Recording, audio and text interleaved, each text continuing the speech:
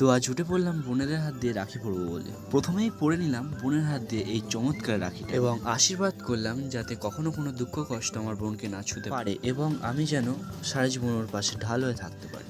তারপরে ওর পছন্দের জিনিসটা ওর হাতে দিয়ে ওর সঙ্গে একটু ভিডিও করে বেরিয়ে পড়লাম আমার হিরো হন্ডা বাইক নয় সাইকেল নিয়ে। তারপরে একটা মন্দিরের সামনে অপেক্ষা করলাম আমার আর একটা বোন আসবে বলে।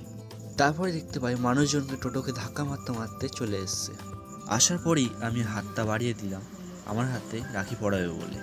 এরপরেই সেরে নিলাম আমাদের গিফট আদান প্রদান পর্ব। তারপরে এই বোনটার সঙ্গে একটু ছোটো করে ভিডিও করে নিলাম। বাড়ি আসার পথেই হঠাৎ করে আকাশ থেকে জল ছেড়ে দিল। তারপর বাড়ি এসে দেখি আর একটা বোন আমার হাতে রাখি পরাবে বলে বসে আছে। তারপরই আমাদের বাড়ির ক্ষুদে সদস্যকে রাখি পরানো হলো মিয়াও মিয়াও করতে করতে। তারপরে আমার আর একটা বোন খুব সুন্দর রাখি আনলো, সেটাও পরে নিলাম।